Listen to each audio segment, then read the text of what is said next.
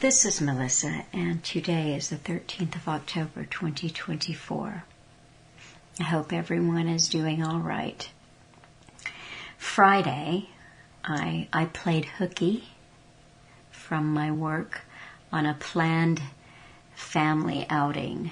One of my brothers had learned that there was a museum, the Texas Civil War Museum, that was closing for good at the end of the month, and he wanted to go, so it ended up being all three of my brothers, my sister-in-law and I, and we had a good time. It was interesting. It was educational. I learned, for instance, in the medicine display that the two most popular tinctures were arnica and gin. And I thought that made sense. If the arnica did not help with the pain, then the gin surely could.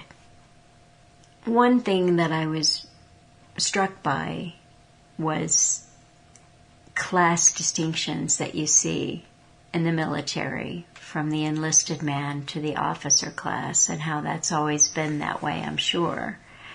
They had, the men carried these bags called housewives, and they were little sewing kits and all the things that you might need to do a repair, or, just to have that thing that you needed. And of course the officers' housewives were quite nice. They were leather, maybe embossed, lots of detail, and the enlisted man would have a housewife that was just a little bit of fabric and some pockets to put the needles and thread and so forth in. Same thing with the haversacks for their rations and their supplies. The officer's haversack was a really nice, he might have a, flat out picnic basket with a pewter or silver cup, but their haversacks were leather. They were nice. Whereas the enlisted man just had a cotton or linen looking haversack for his rations. And the museum had a really quite outstanding little collection of women's clothing from the period. And again, there were very few dresses that a common woman might have worn. They were fancier and really detailed, beautiful silk and sequins or applique. It was quite something, but class, the differences down through time. The redux that I am putting up today was suggested to me a couple of days ago by a listener. It's from September 17, 2008. In the Sovietized world, I'll always be me. Tracked to the grave, it's on my ID. Data retrieval made easy for authority, for people who care not for privacy. So listen not to the wise, nor to the bard. The sheeple will run for their new ID card. It is a good talk, and I know that this listener in Northern Ireland had it on his mind, quite possibly for some of the things that are going on right now in Ireland. And one of those is a protest that just happened a couple of days ago. And this protest, I know it was in Belfast, but it might have occurred in other cities as well. But this had to do with a new health bill that is going into effect. Hundreds protest in Belfast against new public health bill. Hundreds of people gathered in Belfast city centre Saturday afternoon for a protest against the proposed public health bill. This comes after the DUP said earlier this week the bill has undermined public confidence. It has sparked controversy, particularly around vaccines. Opponents have expressed concerns that the public health bill would pave the way for unacceptably coercive measures in the future. So it goes on to tell you what the bill does and doesn't say and what the people's concerns are. But it is good to see hundreds of people out on the street. Alan started off this talk by saying, please go to the website and download as many of the previous talks as you can possibly manage. It takes a while to get through them. He said, I try and fit the pieces of this puzzle, this matrix reality, together for you and give you shortcuts to understanding because we don't have time to spend lifetimes in study anymore. We're on a roll into this new world order and all that it entails. So it's not set up that we can have fun and play for the rest of our days. It's set up to be a totalitarian regime where the betters of the world, those who are more evolved according to themselves, have the right to do with us as they wish. Yesterday, we had another book club live talk in the Telegram chat. Darren from South Africa and we covered chapter 14. And we're getting a little smarter about it. Darren and I split the chapter. We both read it all, but we really focused on our segments. And going in ahead of time with that, it allowed us to concentrate more fully on some areas. But I had gotten up early before the museum and started to type up my notes. And I got about halfway through typing them up when it was time to go to the museum in the afternoon. And then we had a nice bite to eat.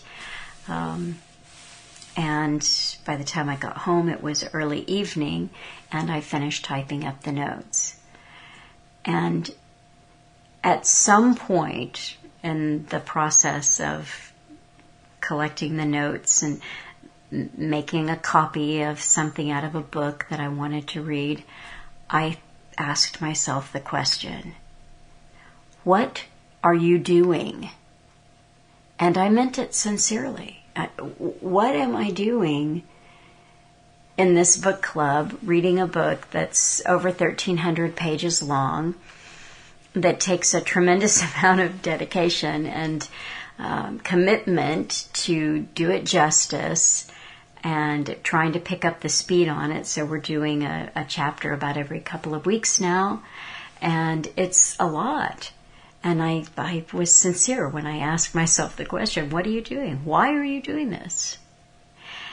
And the book is educational. Both the Tragedy and Hope and the Anglo-American Establishment are very educational. And I think specifically to see that there are groups of people who shape our world. They shape our political system, not just in England, not just in the UK, not just in America, but really this is a global, supranational collection of circles within circles.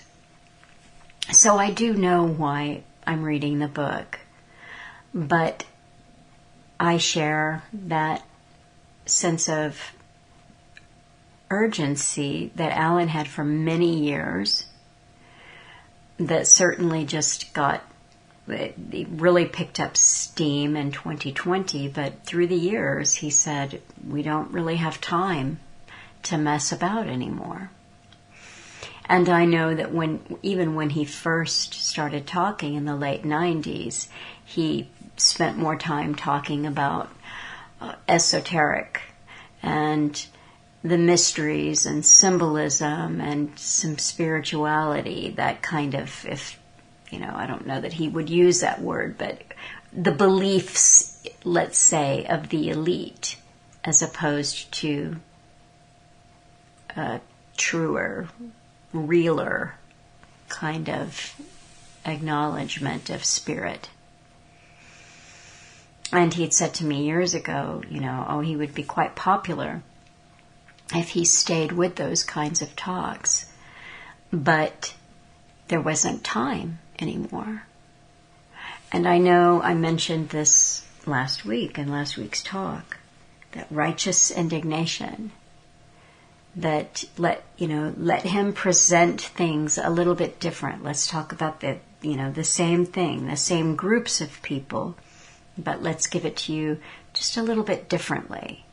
And I'll, speaking for Alan, I will illustrate it with something else in the news, something else that is happening, something else that is taking away yet another of your rights.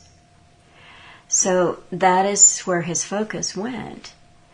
And over the last few years, I am always asking myself, what is important for me to be focused on? And that's an ongoing question. It's an ongoing conversation.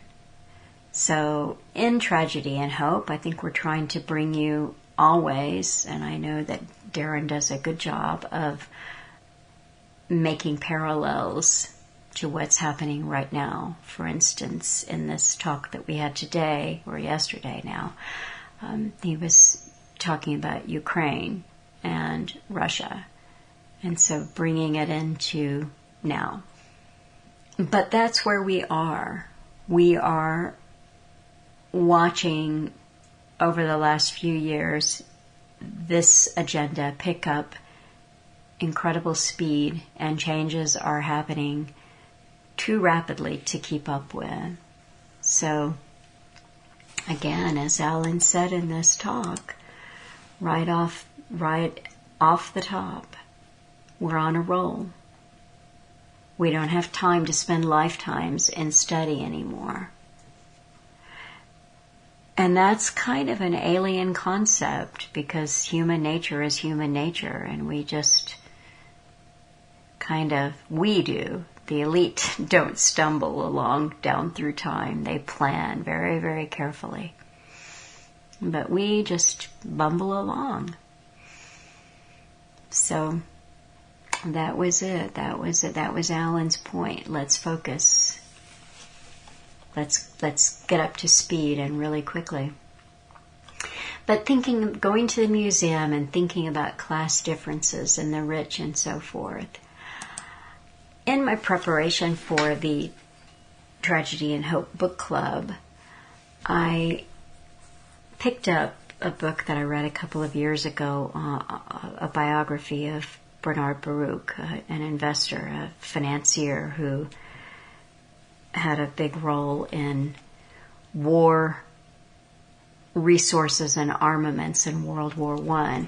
And I knew that this War Resources Board was mentioned and in that book, and it was also brought with a different name into World War II. So I opened up that book again, made a photocopy and had that to talk about. But there was a name that jumped out at me in the reading, Tragedy and Hope, that I had not noticed before, and for some reason I kind of fixated on this. The name was Edward Riley Stettinius Jr. He lived from 1900 to 1949. He was an American businessman, and he was the United States Secretary of State under Franklin D. Roosevelt and then Harry S. Truman, 1944 to 1945. And he was U.S. Ambassador to the United Nations in 1946. I don't know why the year of that didn't leap out at me, 1946, because that really would have been founding time, but initially it didn't. But what did jump out at me in preparing for the book club talk was that he attended the University of Virginia, but he did not finish. He spent his time on charitable outreach to poor families. And he became a member of the Secret Seven Society. Later he went to work at General Motors, there he started working on an unemployment relief program, and that brought him into contact with then New York Governor Franklin Roosevelt. The Seven Society was founded in 1905. It's the most secretive of the University of Virginia's secret societies. Members are only revealed after their death when a wreath of black magnolias in the shape of a seven is placed at the gravesite. I'll post a little link there and you can find out about the Seven Society. It's interesting. But again, in preparing for the book club talk, I realized that this Edward Riley Stettinius Jr. was the son, obviously, of Edward Riley Stettinius. So I needed to find out who his father was. His father was an executive for the Diamond Match Company. And after the start of World War I, he worked at J.P. Morgan and Company, coordinating the purchase of war supplies for the Allies. And then when the United States entered the war, he went to work in its War Department, so the War Department of J.P. Morgan and Company. So the war supplies is very important. This is like the most important part of the war because it's where our materials sourced and allocated, rationing of them, of important things like gasoline or petrol and oil and paper, metals, and so forth. He later became president of the Diamond Match Company. So you just, like matches, so a big deal, whoop-de-whoop. But, of course, that brings you into forestry. And the Diamond Match Company eventually spawned the Diamond Rubber Company. So again, we're talking essential resources. And just of a little neither here nor there trivia, the Diamond Match Company was purchased by James Goldsmith, who wrote the book The Trap, about the dangers of free trade. And as it turns out, in this talk, Alan is talking about free trade. He's talking about NAFTA, which is now called USMCA, and free trade in general, and amalgamations, EU, the North American Union, which is still very much a thing. And also in this talk, Alan talked about the resurgent idea of world government. And this came from a Carnegie Council publication. It was their Ethics and International Affairs journal. And it's interesting. I will let you listen to this yourselves or read it in the transcript. But that just made me think of John Kerry, and he made the news. So John Kerry, who's been secretary of this and that, he's now the climate czar. John Kerry of Skull and Bones. And he was at a World Economic Forum event this week. And the event, the World Economic Forum panel on green energy, investing, and sustainable development. And this is what John Kerry said at that event. It's an opinion piece by Jonathan Turley. If you want to know how hostile the global elite are to free speech, look no further than John Kerry's recent speech to the World Economic Forum. Rather than extol the benefits of democratic liberty versus dictatorships and oligarchs, Kerry called the First Amendment a major block to keeping people from believing the wrong things.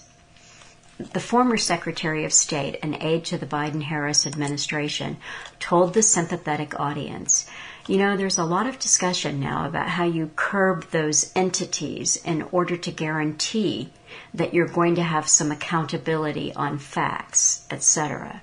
But look, if people only go to one source and the source they go to is sick and, has an agenda and they're putting out disinformation, our First Amendment stands as a major block to be able to just, hammer it out of existence. So what we need is to win the ground, win the right to govern by hopefully winning enough votes that you're free to be able to implement change. Let me just scroll and see if there's any more that he said. Oh, the dislike of and anguish over social media is just growing and growing. It is part of our problem, particularly in democracies, in terms of building consensus around any issue. It's really hard to govern today. Remember Alan saying they're going to have to do an end run around democracies? So Kerry says it's really hard to govern today. The referees we used to have to determine what is a fact and what isn't a fact have kind of been eviscerated to a certain degree. And people go and self-select where they go for their news, for their information, and then you get into a vicious cycle. Democracies around the world are now struggling with the absence of a sort of truth arbiter, and there's no one who defines what facts really are. Now, this opinion writer just went off on the ridiculousness of having a truth arbiter, and I will let you read this, but just, my rewording of this is that what John Kerry just said there is, we've got to get hold of the government, right? So he said, we need to win the ground, win the right to govern. Hopefully by winning enough votes that you're free to implement change. So I think what he just said there is, if we get the right people in, you're not going to have free speech anymore. We're just going to hammer it out of existence. His words. So this is what is going on as we slumber. But in looking at that old Stettinius Jr, I found that he had offspring who had offspring, amazing family of Stettiniuses, and they're all still in Washington, D.C., those who are still alive. There were two boys, twins, Joe and Edward, I guess Ted. Ted and Sarah Stettinius. Now, as far as I know, they're still alive, and this Ted would be probably now about 60, I think. And Ted is a senior executive at IBM. He's done some other business kind of things, but I think that's what he's up to right now. I don't know what his wife Sarah does, but that's Ted and Sarah Stettinius. I know who they are because I'm looking at a glossy magazine called Washington Life. This is the 2014 edition, and it's their social list. The 19th annual record of notably social individuals from politics, diplomacy, business, philanthropy, and the arts. So they lead that list off, Ted and Sarah Stettinius. A couple of pages over is his twin brother, Joe, and Joe's wife, Regina, or Regina, however they said that. Joe and Regina Stettinius. And Joe was also a businessman, CEO of some company, and his wife was a garden designer of, like really big public space kind of gardens. I saw that Joe had a heart attack and passed away, I think at the age of 49, 50 maybe. He was young. His father passed away at 49.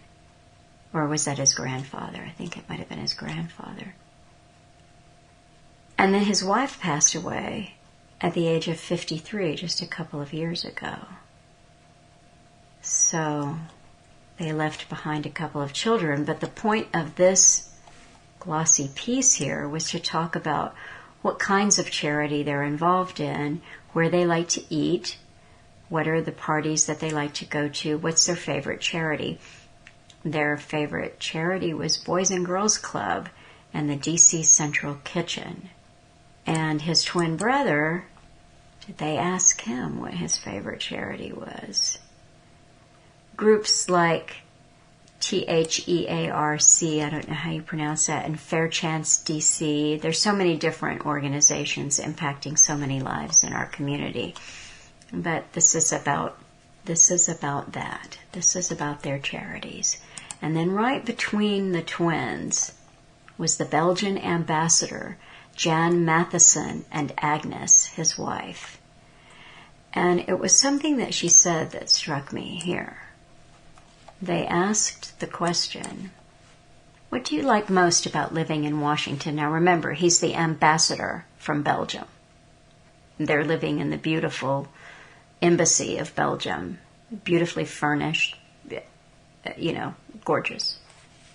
What do you like most about living in Washington?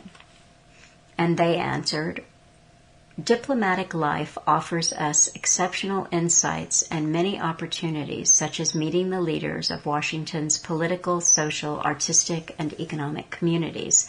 Plus, the quality of life is high. So I'll post this magazine and you can look at it and you can kind of get a glimpse at how high the quality of life is in Washington, D.C. This is what AllGov had to say about Matthysen. He's a previous ambassador, Jan Matthysen. Goes to say where he was educated. He got a degree in contemporary political history. He's married. He has 5 children. All of his different postings where he's been an ambassador. But what had jumped out at me is I saw some glossy book that his wife had done the photography for of the embassy in Washington, D.C. And then I saw their same names, and I'm like, well, how many Jan Matthysens married to Agnes Ertz are there? But they had done one glossy photo book after another of places, lions on the cover, and it's just an amazing collection of books. And I finally got the answer here.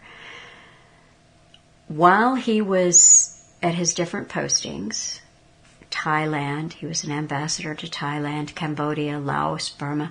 While he was there, he pursued his interest in wildlife photography and gardening, even redesigning the landscaping of the Belgian embassy in Bangkok himself. What I'm hoping to convey is the different species that is them and us. They live for, Alan would call it the drinky poos and the prostitutes at these different meetings, but some of these issues of Washington Life magazine are literally called balls and galas or party, party, party. This is what their life is. It's beautiful. The people are beautiful. They're well dressed. They're wearing a fortune in jewelry, just flipping through the magazine here online. Oh, did you forget to get somebody a Christmas gift? Well, don't worry, because Tiffany has this little pin that you can get for whoever, and it's only $53,000. So this is who these people are. But as I was digging into the Stettinius family, I got to take a look back at Edward Stettinius Jr., of the Seven Society, who was on the War Board Commission. And I found this article. As the UN turns 70, a look at its architect, Edward Stettinius. This month, this is in 2015, the world marks the 70th anniversary of the United Nations, an institution founded with the enthusiastic support of a Virginia man now known as the architect of the UN. As a student at the University of Virginia, Edward Stettinius fell short on the academic front. Too busy, it seems, to complete the coursework needed for a degree. He was president of the student government. He was the head of the honor board. He established a student employee organization that placed UVA students at Charlottesville business, and he led missionary work up in the Blue Ridge. That's Jeff Legro, the university's vice provost for international affairs and a professor of politics. The room we're sitting in was actually a room he lived in as a student. This is the former Betty Booker's boarding house. And despite his lack of a college degree, Stettinius would leave Betty Booker's boarding house to play an important role in business and government. John Pratt, another UVA alum who was at GM, read about how he had established this employment bureau in the alumni magazine, and he was impressed by that, so he hired him, and within 10 years, Stettinius had become a vice president at General Motors. From there, he went on to lead U.S. Steel and to support President Franklin Roosevelt, who brought Stettinius to Washington, where he convinced Congress to aid the Allies before America joined the Second World War. Even though he had no diplomatic experience, he had very good relations with Congress and was very good at PR. Lend-Lease, of course, was very controversial. It was giving our materials to our allies. Army and Navy were upset about this. Hold it, we may have to fight. What's going on here? Stettinius was key to explaining the cause to the American people, that helping them was helping us, and so he was able to generate the support that made Lend-Lease so successful. After the war, he crusaded for a new organization that could draw countries together. Struggling with the war, they realized that they needed to struggle with the peace as well, and that they needed some kind of organization to bring countries together to discuss world problems and to work as hard for peace as you worked for war. Stettinius was known as the architect of the United Nations, and he would become this country's first ambassador to the UN after serving as Secretary of State. Like Roosevelt, he was an idealist. Oh, blah, blah, blah. Because none of his success had anything to do with the Seven Society. It's very, very interesting how it works for them. I just go back and I look at Alan saying that and I go, I hear you. We don't have time to spend lifetimes in study anymore.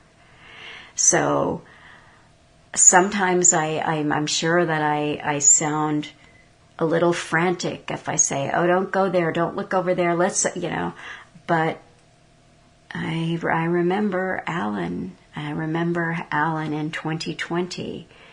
And we really are on a roll. Take care. Hi, folks. I'm Alan Watt, and this is Cutting Through the Matrix on September the 17th, 2008. There's always newcomers coming in to this program on RBN and into the website, so I always advise them to look at the website, cuttingthroughthematrix.com, and download as many of the previous talks as you can possibly manage. It takes a while to get through them, but I try and fit the pieces of the big puzzle, this matrix reality, together for you and give you shortcuts to understanding, because we don't have time to spend lifetimes in study anymore. We're on a roll into this new world order and all that it entails. And it's not set up so it's kind of fun and play for the rest of our days. It's set up to be a totalitarian regime where the betters of the world, those who are more evolved according to themselves, have the right to do with us as they wish. Now, I've been saying for a while that this Fortress America, as it was called after 9/11, a few years later, they called it Fortress America. This was a combination of the U.S., Canada, and Mexico's security systems to be totally integrated. And that pretty well has happened. And I said at the time, too, and long before it happened, that eventually the money system would also start to merge. And what we're seeing now aren't the death throes of a system.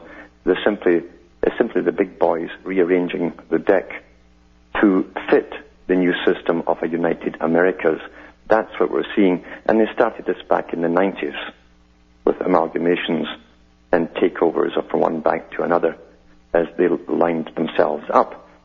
The big top economists, the ones that don't do the guessing, the ones who are into geopolitics, who are into the Pentagon and so on, those guys are paid big money to project the future because they know where we're heading and they don't make mistakes.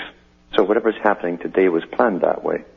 And that's what FDR said. Anything that happens in politics or in society, you can bet your bottom dollar that it was planned that way. That's what we're living through now. And to merge the Americas, they'll be bringing in a new currency. But they have to terrify the public of those countries first, so that we will demand that they do something. And then they'll roll the agenda out and wipe the dust off it, because it was written years ago of how they're going to solve this particular problem. That's how things are really done. And we certainly are on a roll towards it. We saw this happening with Europe. Now, why would anyone in the Americas, after watching the amalgamation of Europe and the creation of a parliament for the whole of Europe and the nations becoming basically colonies, like subsidiary or provinces of the European Parliament, with the emergence of a new euro dollar, what makes the Americans think that it's be any different here? It's the same format, same agenda. And there will be a new currency that will be gradually unrolled once we've all panicked enough. And remember, too, money doesn't disappear when banks go down. Same in depressions, money doesn't disappear. It simply moves into fewer hands, along with the property and everything else. That's the beauty of those, for those at the top. They don't lose anything. They accumulate during times of crisis. Accumulation. And I'll be back with more about this topic after the following break. I'm Alan Watt, and this is Cutting Through the Matrix, talking about the amalgamation of the Americas and how they're proceeding with it. To the people, it has to appear as though things are just happening by circumstance and by accident almost, daily, day by day. That's what you're supposed to believe, but nothing, as I say, nothing on this magnitude of banks going under and so on happens out of the blue. It doesn't happen that way. Never did happen that way, and never will. It's a process getting us ready for the amalgamation. Remember, too, that money is a means to an end. If we all believe in money and are trained to go and earn money, not to go out and grow crops and survive, but to earn money, then the system keeps going. It's not our system. And that's the beauty of it. For the elite and how they regard money, you should look at Plato's Republic, because he gives a talk to an imaginary friend about owning property. And what he said is, if you, my friend, have a big mansion and a summer home as well, you have to have guards and servants. You have to replace parts that are stolen from your home, your valuables. You have to repair and upkeep it. It all costs money, and you're always worried about being robbed, and so on. He says, isn't it much better to have the people pay for it for you, and they will pay for its upkeep and its repair and replace everything that's stolen? And if you look at how the elite live, they generally have trusts, big, huge family trusts, where technically they own nothing. But those involved in the big political game have all these different freebies and benefits given. In fact, prime ministers or presidents are really king for a day in the old style of Kronos. And they live like kings, but technically they don't own that place in which they live. This is the oldest game. It's the public that must believe in money. And sure enough, money, when it's withdrawn, can cause whole nations to collapse. That's the beautiful trick of it. Horror can result. Starvation can result. money is the key, not the ability to raise crops or farm. And then people still have their tools and their implements like their Great Depression, the last Great Depression. But it was a lack of money that stopped everything in its tracks. That's crazy when you think about it. Absolutely crazy. There were farmers plowing potatoes back into the ground to keep the prices up during the Great Depression. It's also been done since then. The European Union has what it calls butter mountains and sugar mountains and potato mountains. These imaginary mountains, in other words, surpluses, what they call surpluses, that which would bring the prices down if it was put on the market. So they dump it in the Channel, the English Channel. And we call this civilization. And we call it the best system they can come up with. But of course that's their definition. That's also a big lie. Because they will take us into a new system eventually, and who knows how long it might be 30, 40, or even 100 years. But they will take us into a system where the state will issue credits to every single person and use them as a form of coercion to behave yourself and comply. And you will not be allowed to save them up like Lord Bertrand Russell talked about back in the 1950s. You'll start with the same sum every week. And if you were to buck the system, you withdraw your credits and you can't pay your rent, because in the future, down the road, after the many crashes that will come, there will be no private property. That's the agenda. It's interesting to look at the Freemasonic agendas of Albert Pike. They talked about the main enemies of humankind, and private property was one of them. And then you look at the Communist Manifesto with the same thing right in there. And yet, without property, you are technically a slave. You're at the whim of every master, whether it's a landlord or a baron over you. Whatever it happens to be, you have no say in your own affairs. And that's the reason that even when they started up the United States after the Revolution, they supposedly have said it was life, liberty, and the right to property, which was never put into the Constitution. If they did, they changed it. But they did discuss this and debate this, that the right to property was almost a sacred thing. Otherwise, you were a slave. And prior to that, every system that had existed had been a form of slavery. And talking about slavery, in all totalitarian systems, they always restrict travel. They must know what every citizen is doing. That's why they give you ID cards. In the 1990s, in the British Commonwealth countries, the governments of those countries tried to pass, and some did successfully, the full anti-terrorist bills under different names, but they're all identical. The one when Canada was passed by Alan Rock, when he was the Minister of Justice, and once he'd done his little job there, he was sent off to the United Nations because he is a globalist. And no one at the time could answer the questions, why is Canada putting through a martial law bill in 1998? They tried to do it in Britain too, and they tried to bring in the ID card in Britain in the late 90s as well. And people rejected this and said, no, nothing's happening, we're all quite safe. So 9/11 came along. 9/11 was a must-be. They needed this to bring all of this into effect.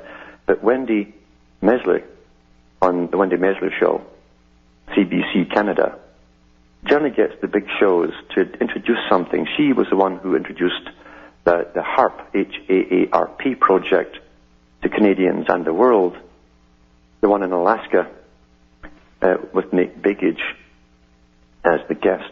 But she also introduced the idea of the coming international ID card in the 90s.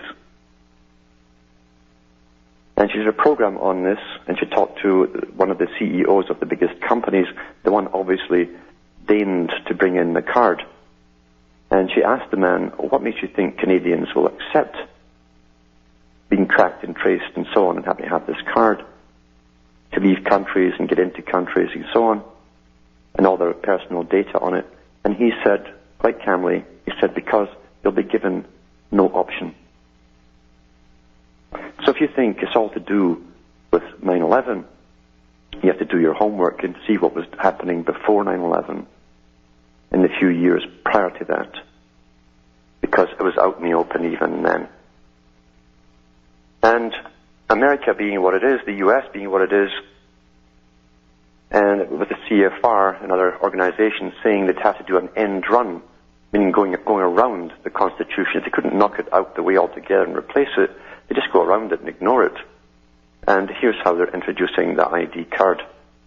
This is from the New York Times, Wednesday, September 17th, 2008.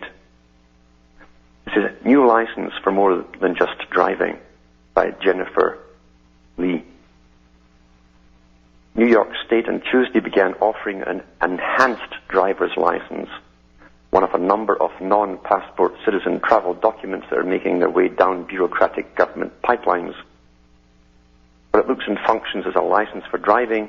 Only United States citizens can get the voluntary, see, it always starts at voluntary, new license or the non-driver equivalent, which means it can be used for land and sea crossings to Mexico, Canada, and the Caribbean islands.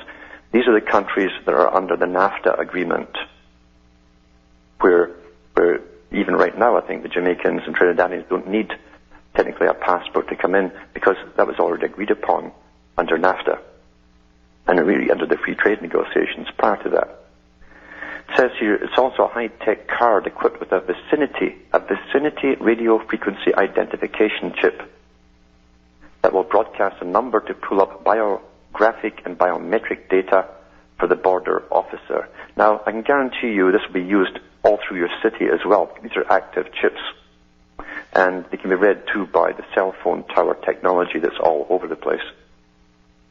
It's what is good for Easy Pass and Walmart is good for people too. That's the kind of slogan they're using. The same information that is in the front of the enhanced driver's license document is in the database, said Ken Brown, a spokesman for the New York State Department of Motor Vehicles. They're also sending out a sleeve out with the ID, he said. What it does is prevent transmission of that secure number. That's what you'll believe. This is part of the function creep around driver's licenses. The function creep around, end run, creep around driver's licenses that some people have long been fearing, push to make a driver's license a secure identity document as opposed to simply a credential to drive, has caused protests amongst privacy advocates and libertarians who warn that the licenses are verging on becoming a de facto national ID. Well, you know that will happen because it happened with the social insurance cards. They call it the SIN cards in the Commonwealth countries. It's your social insurance number that was never to be used for anything except you're dealing with the government, do with your social insurance. Now, people hand it over everywhere, even in supermarkets. It says, numerous state governments have rebelled in part because of the cost at federal standards for driver's licenses issued by the Department of Homeland Security. So that's who's running the whole issue. At the same time, a number of border states have been leading the charge for voluntary high-tech driver's licenses for other reasons, such as anxieties over how the border restrictions will cause economic drags and inconveniences. According to New York State statistics, Canadians make 2.5 million visits to New York State annually, spending $679 million, while New York residents make 1.7 million to Canada, spending $561 million. For many years, Canadians and American citizens were exempt from presenting a passport or other secure documents to cross the world's longest non-militarized border. That's the good old days. 5,526 miles over land and water. By God, things have changed, eh? I'll be back with more after this break. I'm Alan Watt, and this is Cutting Through the Matrix, talking about the ID cards that everyone shortly will have to have. And it's not just across the border either. You can bet your bottom dollar on that, or whatever currency they give us, because this is going to be your ID card that will allow you into stores and out of stores. And we know from the British one, it's identical to the British one, same company that manufactures them.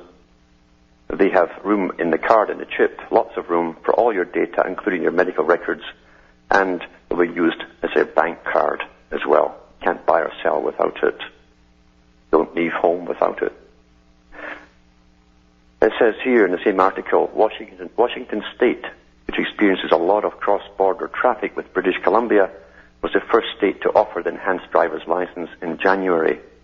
Other border states are working with the Department of Homeland Security, including Michigan, Vermont, Arizona, California, and Texas.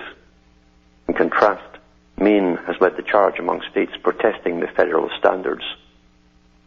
And even Americans who do not live in one of the border states may soon be able to obtain a passport card from the State Department. And they show you a little make-up of one. Note how the guy's name is Happy Traveler. That's what they used to call those who were communist sympathizers at one time, the travelers. This is a passport and card form that fills a demand by Americans for a less cumbersome citizen document to cross borders. There are also a number of trusted travelers' identification cards that allow border clearance for low risk, pre-approved travelers between Canada and the United States, whether by air, land, or sea. And it goes on and tells you how to apply for the card. And you have to pay for it too.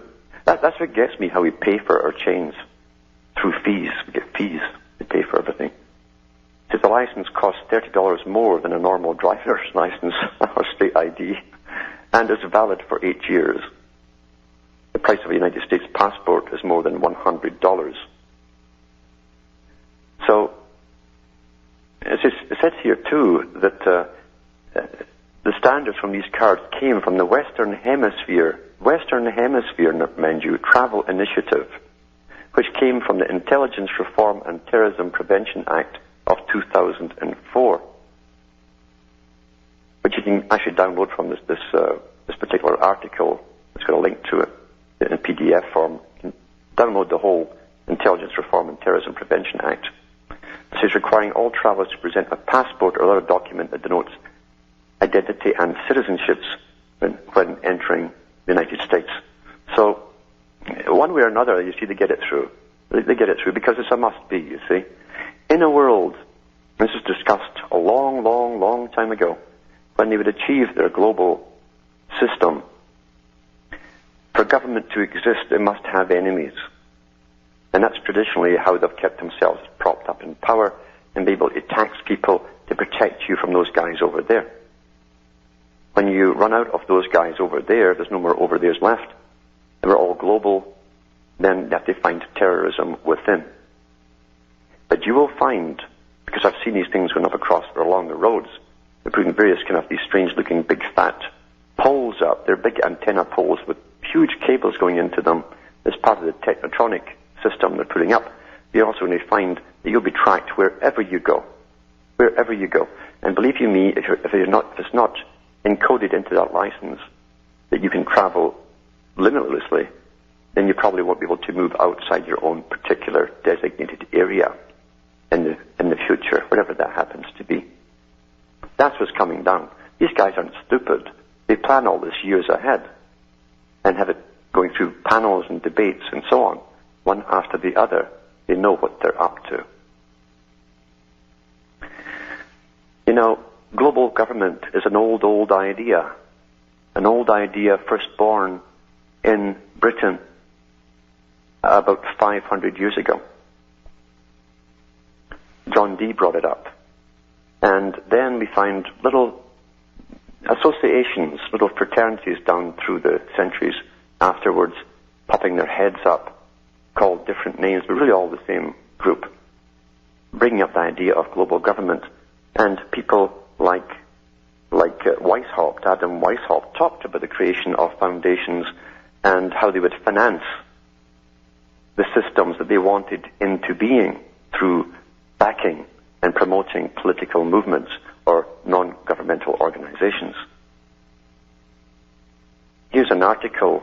It was from the Carnegie Institute. And again, the Carnegie, the Ford, the Rockefeller Foundation are some of the big ones in the United States. There's many more, mind you. They back these big NGOs that guide society along a preset path. And the general public follow, never realizing that the articles they see from these organizations in their media, never realizing that they're not governmental departments. A lot of people think they are governmental departments.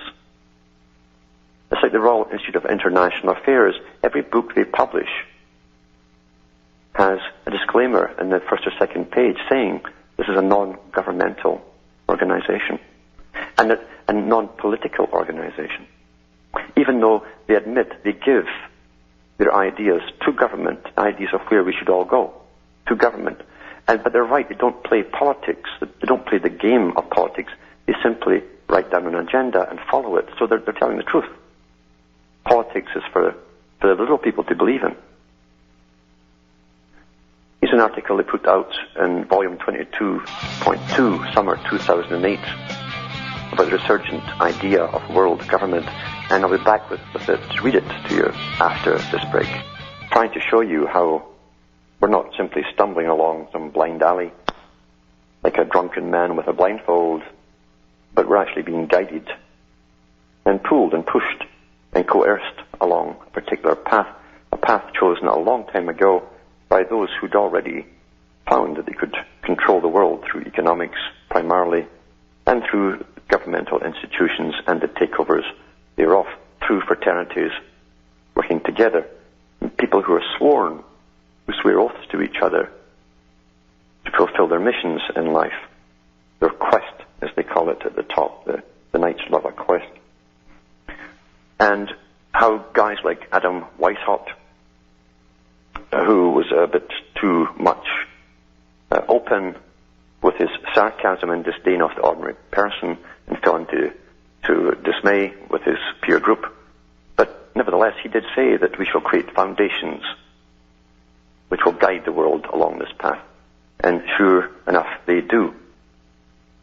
This article is from the Carnegie Institute, one of the big ones that fund a lot of the different NGOs. But they also have think tanks working on their own specialities, and they call it interdisciplinary resources for scholars, students, and policy analysts. Policy analysts. And what they do is set up what they think should be the policy of governments, and they hand it to the governments, the ones who make the policy, or at least sign it into law. You know that the amalgamation of the Americas was drafted up by one of these non-political organizations, one of these NGOs, the Council on Foreign Relations. That was on Canadian television in 2005 when the Prime Minister of Canada and the US and Mexico signed it at Waco. The CFR came on as the CFR for a little news brief that they were giving out, admitting that they drafted it up. Quite something. That was really nice of them. It saved us the trouble, right? So here's a Carnegie Institute from their magazine, and it's called Ethics and International Affairs Journal. This is volume 22.2, summer 2008.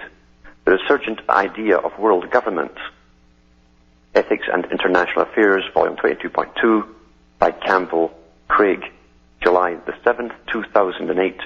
The idea of world government is returning to the mainstream of scholarly thinking about international relations. Universities in North America and Europe now routinely advertise for positions in global governance, NANCE, a term that few would have heard a decade ago. Chapters on cosmopolitanism and governance appear in many current international relations textbooks. Leading scholars are wrestling with the topic, including Alexander Wendt, perhaps now America's most influential IR theorist, who has recently suggested that a world government is simply inevitable.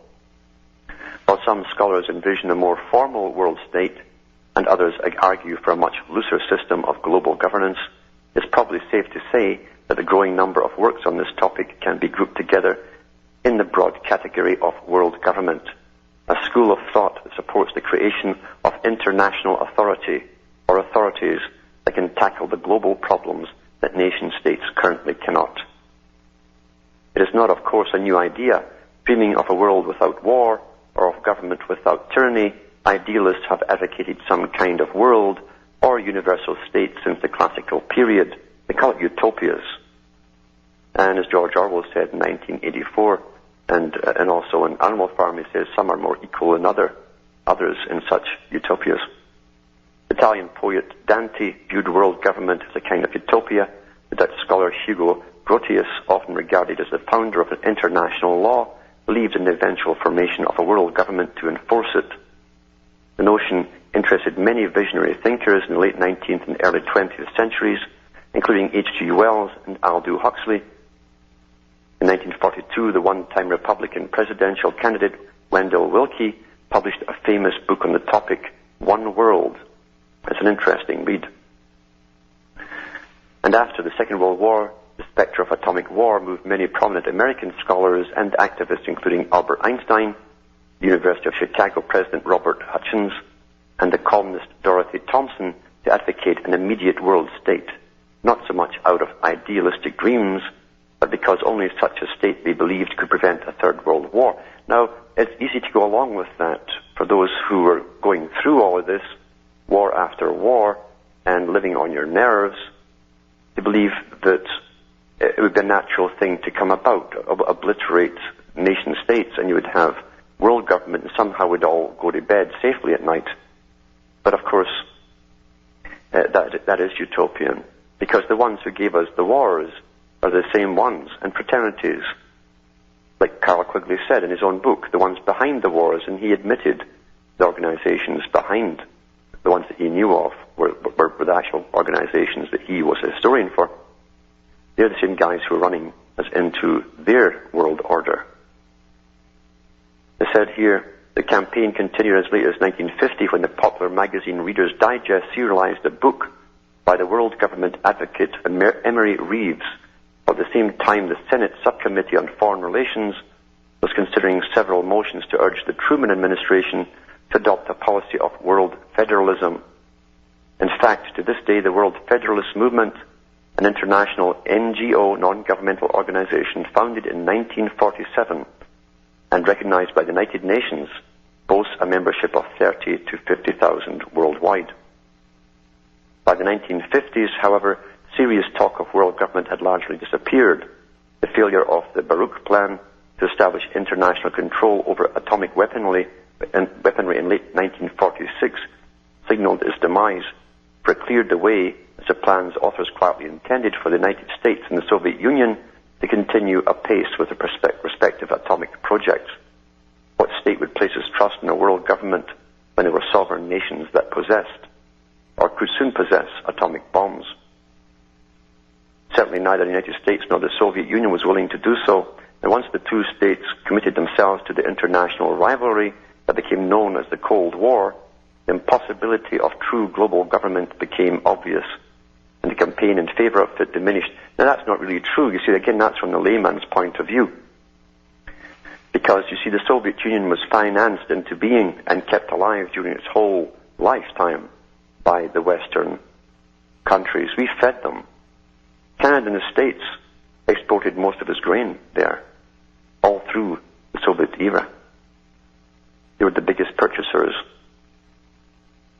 And, like they said, some of the authors have said, big authors and for big books have said, and this was also came out of the Reeves Commission with Senator Norman Dodd, which is up on YouTube, by the way, him telling the story himself. He said that the intention he found out from the big foundations was their job was to guide the world along a path where the Soviet system could be merged completely with the American system. They call this the third way, or the third wave, as Toffler would call it.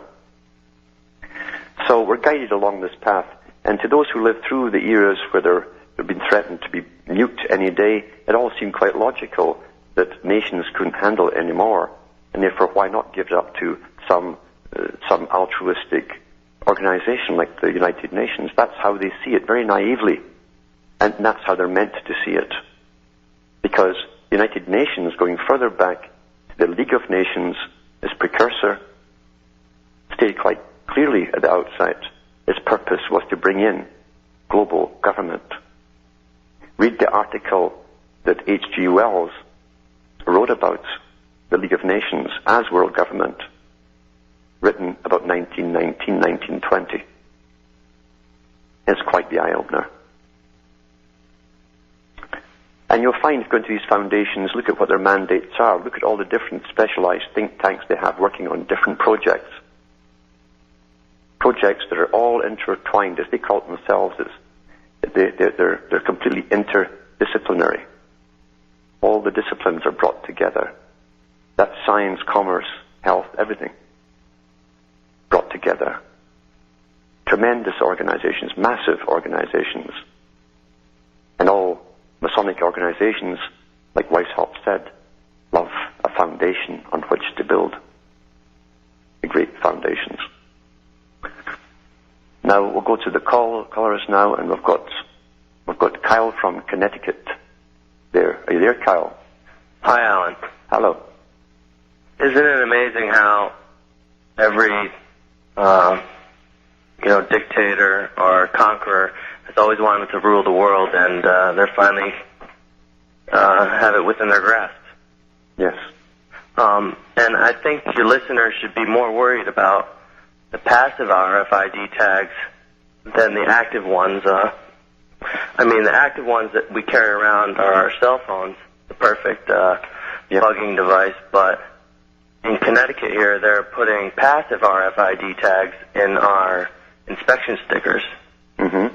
And they can read thousands of tags per second, up to 30 feet away, and track us up and down the highways.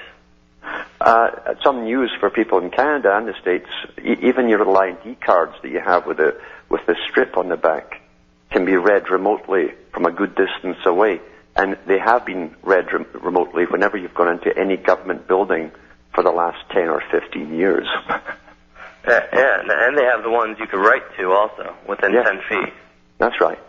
So you don't even have to swipe it. The trick was to get us all thinking you had to swipe it through a machine, and we don't think any further. We don't think beyond that. That people have proven, in some cases recently in Canada, that because they've been phoned back at their homes when they go home, even though they never gave their names while in the government buildings, they've been phoned by that particular agency when they got home, which meant their card had to be read when they were in, even though it's in their wallet or their pocket. Yeah, and I'm just going by numbers that are for the commercial market for manufacturing. Yes. I'm sure they have, higher technology that we don't even know of. And, I really appreciate you covering the tough issues, the chemtrails, and this police state monitoring by RFIDs and, eugenics on a daily basis, because not enough people know about this. They don't, and people are now at that decision-making time that either will want to know or they're going to total denial and anger if you present it to them. So I have a question for you. Yeah. The one thing that's confused me, I know the doctors are just practicing on a daily basis and they want socialized medicine, but their symbol, the staff with the two serpents with the wings at the top, what does that represent? Well, supposedly they take it after the story of Moses, who had to take his men or his people through the valley of the serpents. Now, it's all allegory for much, much deeper things. But he made a brazen serpent, but on the serpent they claim that he had wings on it too. And that symbol allowed him to pass through what was basically an area where the secret societies ruled. That's really what it really meant. They have a whole story in the Talmud as to what happened to that staff afterwards. But also, it's interesting that sometimes they use the double serpents going round the same staff, which is just like a double helix of, when you look at the double helix and genes, and which leads you to think that science goes way, way further back, as I do believe, and I don't think they're just discovering things as they go along. I don't see why they'd catch on to that symbol to do with physical human health thousands of years ago, and here they are using that symbol today on ambulances and so on. Yeah. So certainly to do, I think, with genetics. You've got to understand, too, that medicine is heavily involved. Medicine really came through, along with surgery, through the wars. They were on the battlefields. That's where they learned a lot of their stuff and treatments, etc. And the Red Cross, which again is a Masonic-led organization, that's why it's a Red Cross. The Templar's Cross is just altered a little bit, its logo. They also use, and of course the John's Ambulance Brigade also use the serpent with the helix on it. So this has always been used to do with health down through the many, many thousands of years, the same symbol. It also, a serpent, of course, is Lucifer. As Pike said, the Luciferian doctrine, it meant lucid thinking, pure rationality, pure intellect, etc. Through science they would conquer. So that's basically what it represents. The serpent's always been a symbol of wisdom, intellect, and basically no emotion. The old symbols in ancient times used to, in fact, you'll find this in the Christian religion, pictures going back for thousands of years. They will show you in stelas and paintings, in the very old ones, Jesus on the cross being lifted to heaven with a serpent wrapped around him on his way up. It means much, much more because he stood for all that was physical, but also love, emotion, all the human attributes, kindness, forgiveness, where the serpent is the opposite. It's pure rationality, is Mr. Spock, in other words. Whatever is logical is what is done. And so the two come together in completion in the mystery religion. And I've noticed just all the different religious groups that adopt different pointed stars. Yes. And I've only been able to see up to a 10-pointed star. Nothing over that yet. Yes. And even that's rare. The 10 points is the binary code, of course. That's the key of 10, is the binary, the male, the female. It also stands for matter, antimatter. It stands for all opposites. And so 10 is very important. Washington, D.C., if you would say 10 in the French, you'd have 10. That's why it's called D.C. And so they always give you these symbols in front of your face, which most folk never recognize. No, like the Statue of Liberty on an 11-pointed star. Yes. Yeah. And 11, of course, is reduced always down to 2, you see. So. But everything's always in front of your face. They do love symbols, and they do have a religion consisting in a language of symbology and numerology, and then levels within the language and the alphabet, different levels for the higher degrees, as opposed to the lower ones too. So we're definitely a lot older than we think. This 2,000-year history is just the New Age. Oh yeah, there's no doubt at all. I mean, even when the story of Atlantis and Egypt from Plato again, and his uncle Solon going to Egypt, when he's told there have been many civilizations that rose to great heights and then fell down through the ages and were lost in time.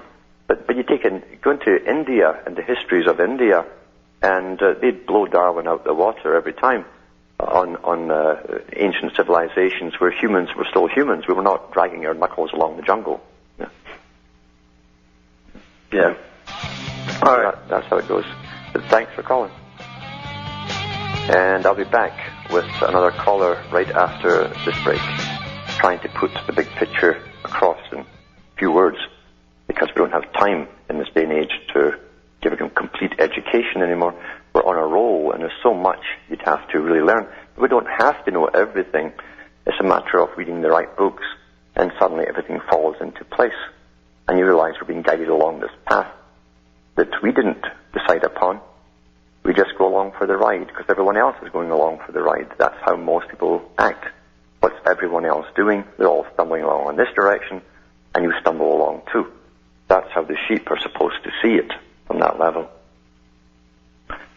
And of course, the elite who run us and give us the media want to keep us thinking that way as well.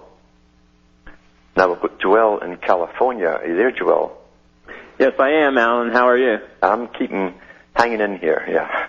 That's great. Well, speaking of books, that was one of my main questions here. I actually have two, but I heard other callers talking about there's a reading list that you have, and I looked all over cuttingthroughthematrix.com, and I couldn't locate the kind of list of books you should look out for.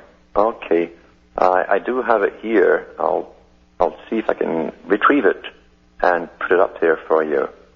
And mind you, once they're up, you have to grab them quick because people catch on pretty quickly. They're in demand and the price goes high. So if I put it up, grab it very quick and put your orders in to whoever's selling them. Oh, okay, great. Yeah, there's an old bookstore closing down here, and I zeroed in on an old H.G. Wells outline of history. I got volumes 2 and 3, so I know they have more stuff hiding in there, so I want to try to get a heads up on what to look out for. Yes, you'd be amazed. I found some amazing things in junk stores, just junk stores, because they buy stuff in job lots when people die, and I found that some incredible gems in junk stores, in old boxes, and some of them were one-offs. I haven't found other copies, in fact, anywhere else. Oh, wow. Just tossed out, yeah. Oh, wow. Yeah, people don't know what they have, that's for sure. Well, the other question, too, is, and I guess I can take this question off the air, I was wondering if you could explain what is up with Andrew Jackson. I mean, on one hand, here's a guy, he's an avowed Mason, and on the other hand, you know, he's known for his last words being, I killed the bank, and having a war. I mean, it's almost like, it seems to me that those two impulses are contradictory in him. What was Andrew Jackson all about from your research? Andrew Jackson was an establishment man, there's no doubt about it. And I've found a lot of these people, and this goes way back thousands of years. You read the story of the Emperor Julian and the sort of eulogy they give to him as he was dying. They give I think they put words into their mouths that they'd never speak to give them a different image. To be honest with you, that's what I find out. Because you say the guy was an established man all along. He just definitely went along with the program. You can't get up to that level without it. So to turn against the bank, I really can't figure that one out, you know. But we'd have to get one of the New Age channelers to get a hold of him. Right, well, you know, I looked into him a little bit. I guess I was going to take this question off air, but his history was interesting because I guess there was an anti-Masonic party that was actually quite big. There was, and there was the Know Nothing party too, yeah. Huh. Yeah. Yeah, a lot of machinations to do with Masonry after the Morgan affair. But that's it for tonight, folks. From Hamish myself, Hamish is a dog, by the way, in Ontario, Canada, good night, and may your God, or your gods, go with you.